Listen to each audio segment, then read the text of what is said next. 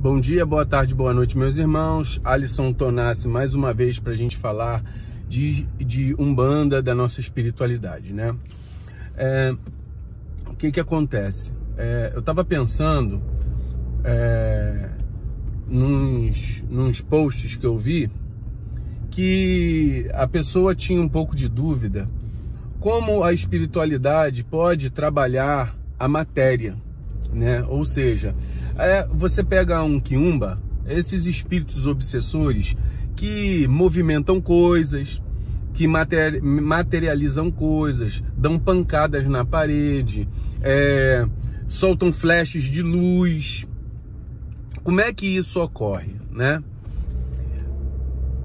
Essas casas, os ditos casas e espíritos mal assombrados que ficam fazendo, assustando as pessoas, né?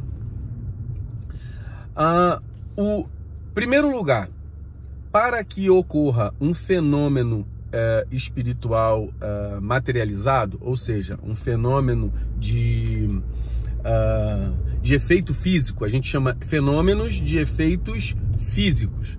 Para que haja um fenômeno de efeito físico, o espírito trabalha necessariamente a energia de algum médium que esteja por perto, tá? Por exemplo, para que um espírito faça um barulho, mexa um objeto, ele vai pegar a energia desse médium que está desapercebido, que ele está presente, ele vai drenar essa energia e direcionar para um objeto em si. Por exemplo, ele quer, você está na cozinha, aí o copo quebra sozinho. Ele vai direcionar a energia da pessoa que é médium para aquele local, para aquele objeto, e aquele objeto se manifesta, vai movimentar, vai fazer as X, Y atitudes, tá? Por exemplo, você está num local e você ouve pelo seu ouvido mesmo uma voz. Aquilo é um fenômeno de manifestação física, aonde eles pegam o teu elemento e materializam o som, tá? Agora eu esqueci o nome, agora não vou lembrar. Então, é importante que os irmãos compreendam que os fenômenos, esses tipos de fenômenos, eles são muito parecidos com os fenômenos que os nossos guias espirituais também utilizam. Da mesma forma que um obsessor pode, que um quiumba pode manipular a energia, os nossos guias espirituais sabem manipular muito mais. Qual a diferença que um obsessor faz? Um obsessor, ele usa para o deboche, usa para assustar, usa para fazer o mal. Um guia espiritual, ele vai fazer, pegar essa energia, acoplar essa energia a elementos da nossa Umbanda para a cura, para abrir caminhos da pessoa, né? Então, a diferença é essa. A diferença também está na capacidade que o espírito tem para fazer a manipulação dessas energias. Então, o espírito, que não é tão elevado, ele tem efeitos limitados naquilo que ele pode fazer.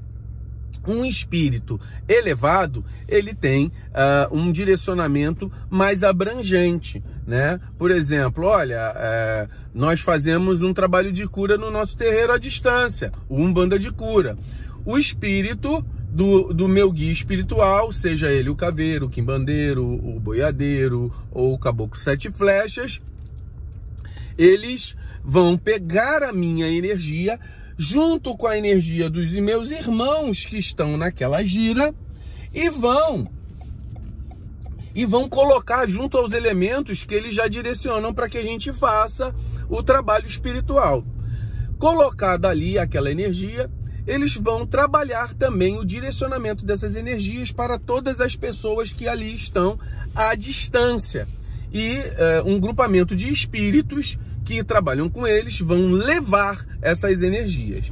Lá elas serão trabalhadas na cura física, espiritual e emocional daquelas pessoas que colocaram os seus pedidos ali.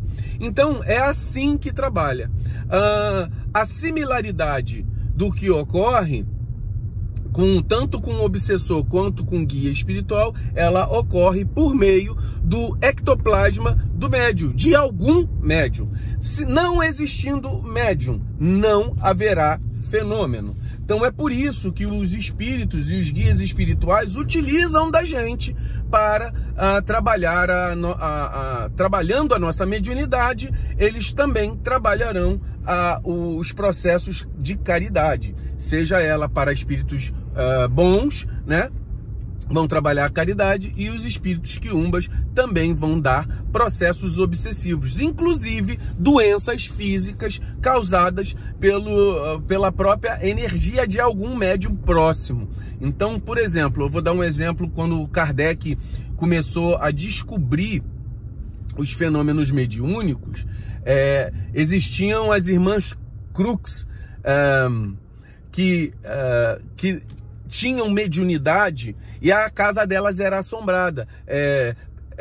Pedras eram jogadas no telhado, existiam pisadas durante a noite, risos durante a noite, movimentação de objetos. E foi-se estudar que uma das irmãs, irmã Fox, desculpa, né, Crux não, irmãs Fox, uma das irmãs era médium doadora de fluido, e nesse processo que ela doava o fluido, a entidade, no meio dessa história, eles descobriram que tinha um espírito enterrado numa parede da casa deles. E aí foi descoberto, eles se comunicaram com o espírito ali e descobriram que ele tinha sido assassinado e enterrado numa das paredes da casa. E para ele conseguir se comunicar, ele utilizou do médium que tinha desequilíbrio da sua mediunidade. Uma coisa importante aqui, da gente entender, compreender, é que nesse processo de doação de fluido e de mediunidade, dessa doação de fluido e de mediunidade, o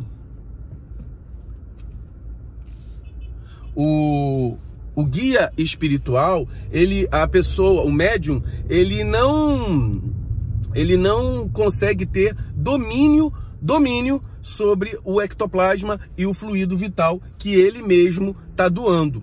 Por isso que é importante você ter um controle da sua mediunidade, quando você tem um desenvolvimento mediúnico. Não basta ter o desenvolvimento mediúnico, tem que trabalhar. Porque durante o trabalho, por exemplo, eu faço um trabalho com caveira de 15 em 15 dias.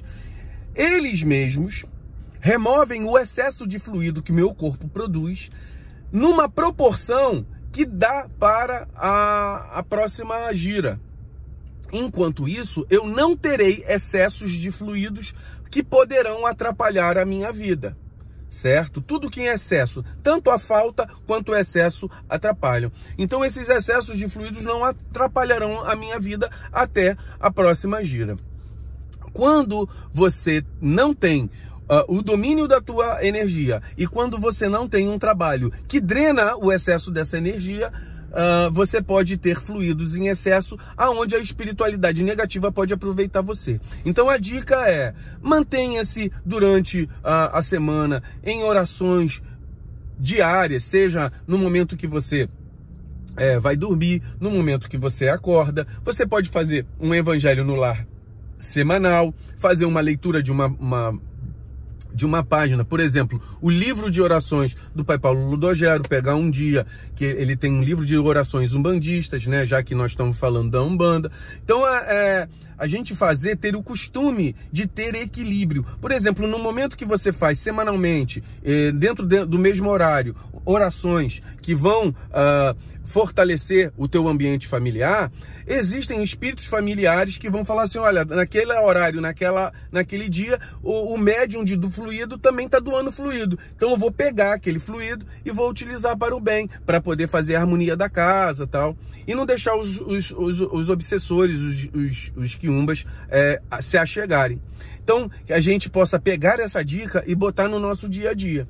Muito axé, meus irmãos, que hoje nosso papo foi simples, mas que é bastante relevante para quem é médium ou tem um adolescente em casa que está descobrindo a mediunidade, uma criança em casa que está descobrindo a mediunidade. Isso é muito importante para que você mantenha a tua oração e a liberação dessa energia. Um adolescente, uma criança que está doando energia, fluido, e não sabe lidar, você fazendo uma oração regular na tua casa, espíritos protetores, eles atuam nessa energia, limpando a energia excessiva que a criança não sabe lidar, tanto para o adulto quanto para a criança. Muito axé, meus irmãos!